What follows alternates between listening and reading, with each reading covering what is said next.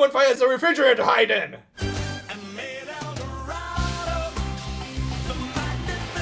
Culprit for this one featured the Ojamajo just kind of straight up parodying the iconic scene from the Raiders of the Lost Ark. Granted, they forgot about one of the most important parts in that they were supposed to replace the idol with a counterweight of some sort, and they fell to their doom. Everyone died! The end. Well, it's still a better parody than Dial of Destiny. What do you mean it's supposed to be an official sequel? Oh, come on. Next thing you're gonna tell me is that there's sequels after Return of the Jedi.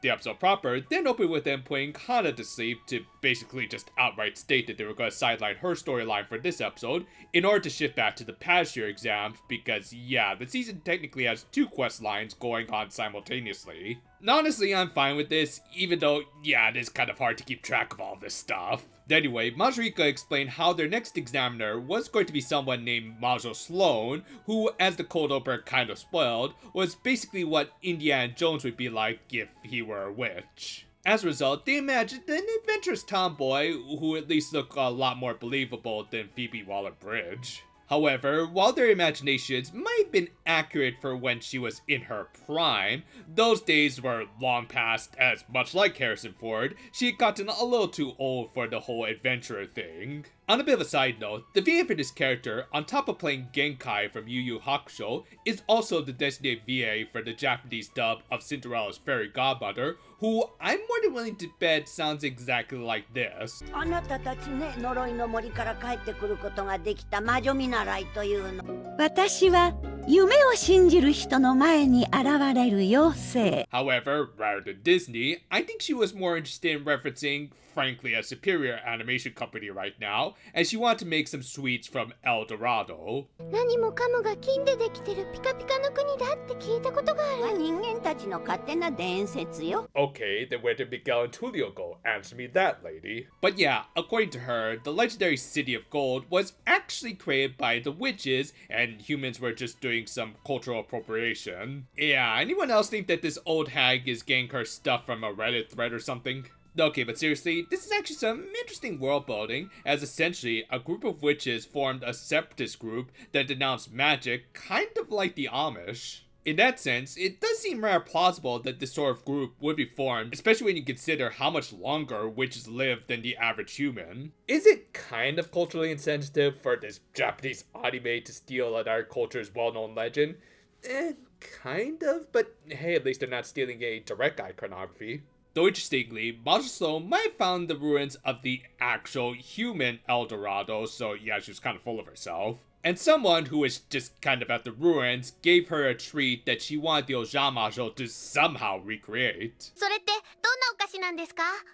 とても言葉では言い表せないわ。It's chocolate. Like, seriously, most of the history of the sweet originates from the Mayans and the Aztecs. It's chocolate. But I guess these little witches haven't reached the fall of the Aztec Empire in their history classes yet. Thus, they had to figure out what sort of treat she ate just based off of Majo Sloan's very vague descriptions of it. Yeah, the exams of this season really kind of suck ass in terms of practicality, don't they? They either play unfair or just give them some very hazy parameters to work with. Anyway, to find some sort of clues, they went to her museum to see if she had collected anything from El Dorado. Hilariously enough, Doremi took interest in everything besides what they were looking for. ここは関係なさそうやな。Hey, come on, those are the brooms from Magic Ranger. Who wouldn't want to take some pictures with them? Eventually, they found a picture of El Dorado with the girl who gave the old witch the treat that they were supposed to recreate. Of course, it wasn't clear enough for them to see, and they couldn't read the description that was written in the witch language. Thus, they just turned to their old reliable spell of the magical stage to tell them all about El Dorado. エルドラドのことを教えて。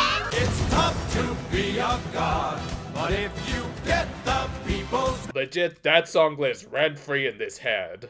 But rather than playing one of the most catchy songs ever for them, it instead dressed them up as explorers and manifested the girl from the picture, who they ended up falling into a temple that connected to the past. Everybody got that?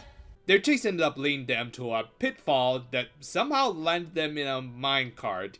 Yeah, this is just one of those episodes where that one Rick clip could be applied to most of it, really. Granted, it was properly established that they couldn't use their magic, which was a little inconvenient when they were in a runaway minecart. Fortunately, it just led to a river that the cart could float on, so all's good, right? 映画だとこういう先には Y'all make it too easy sometimes. Don't tell me. We're about to go over a huge waterfall. Yep, Sharp rocks at the bottom? most likely. Bring it on. Bonus points since that movie was about the Aztecs. Fortunately, and in spite of what Doremi usually says, they actually got really lucky and managed to land safely on a ledge. Though, to be fair, they also suggested that this might have been the will of the magical stage that wasn't just gonna let them die, just get a few concussions is all. Anyway, they ended up following the mystery girl from the picture, which proved to be quite the challenge because they didn't have their magic. Like, you could say it was meant to toughen them up and everything, but I remind you, they're a bunch of little girls in a jungle and all the dangers that entails. And hey, since we're making a bunch of Indiana Jones references, why not throw this one in too? Maybe. Snakes. Why did it have to be snakes? And the references just kept rolling, as after the mystery girl went into a cave, they discovered that the inside of it was covered in crystals, and there was a crystal majrika in the center. I swear, if aliens or Dan Aykroyd appear next, I'm done. Thankfully, they didn't, but in spite of already doing a Raiders reference, they did once again. Like, come on, can't Temple of Doom get a little respect too? But yeah, they got chased by a crystal boulder, which I don't think it would be able to roll around that much, but whatever. Fortunately, they managed to escape another death trap that, again, I'm sure the magical stage knew that they'd come out fine in the end, right? However, at the other end of the waterfall that they dived through, they found El Dorado, and oh wait, sorry, I got my clips mixed up there. They found El Dorado. And after doing a little exploring, the mystery girl just kind of appeared and gave them the mysterious golden treat that, again, I'm pretty sure is chocolate. Regardless, according to her, it was meant to be the ultimate reward for anyone who found this place after a difficult and very over-the-top journey. She also seemed to imply that she was a spirit tied to El Dorado who would always do this sort of gesture for anyone who found her and this lost kingdom. And yet somehow, this led to a tear-jerking moment with Doremi, who I guess was really taken in by her very simple and kind gesture, and maybe the fact that she's stuck in these stupid ruins. Honestly though, I don't think it's a particularly strong moment, as this really hasn't been an emotional episode, and we know next to nothing about this character, but whatever. With that, this overly long answer from the magical stage finally ended. Following this, the Ojamajo made some savoring cakes for Majo Sloan, but rather than just giving it to her, they suggested that they do some mountain climbing with the elderly lady first. Yeah, understandably, she tried to refuse them at first, but they insisted, leading to the old lady getting naturally gassed. And from there, they gave her their cakes. それでパティシエ試験の方は Oh, well, obviously you failed, because this is clearly a dessert from 19th century France, and you were supposed to bring me back something from a place that would have been South America in the 16th century. I mean, maybe those cakes are made with chocolate, I mean, they're brown and everything, but even then, that's not anything close to what they would eat in South America. Fortunately, the actual main ingredient to this treat was the hunger that comes after an exhilarating journey, which was the main thing that the magical stage was trying to impart to them, with the whole idea being that while they wouldn't be able to recreate the treat exactly, it was more about the journey getting there, which, yeah, that's a pretty nice moral to teach the target audience, if only to get them off their lazy asses. And with that, the episode ended with them passing their exam and Majo Sloan declaring that she would add an El Dorado section to the museum to keep it and her old friend's memories alive. Rather appropriately, this episode really was more about the adventure than the destination. The actual adventure where they journeyed to El Dorado was a ton of fun, with some great references to Indiana Jones and the like. However, once they got to the Sea of Gold, it was just kind of okay. When it comes to adventure stories, the priority should always be to take characters to far-off new settings. For a show like this, where even the fantasy witch world is relatively a little more on the modern-ish side, it actually kind of hits harder when the Ojamajo go to faraway places of the past. Thus, it only makes sense that they commit to many of the tropes of the Indiana Jones franchise.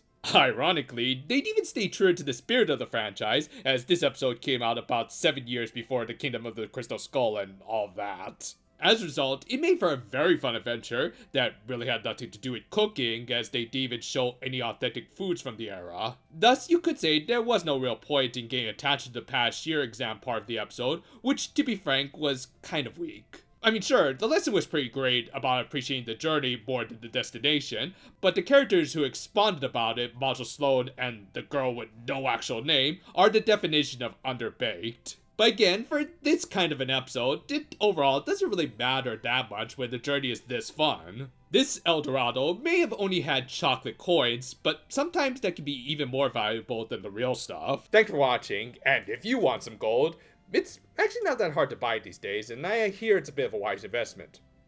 Oh, and you can also watch our videos. We've got something new coming out almost every day, and starting next season, we might be adding some more stuff to our schedule. So, look forward to whatever comes next. Until then, though, farewell for now, my friends, and You chose... oh no, I'm not gonna fall for that. You don't even have to say anything. I'll just not drink it. Simple as that.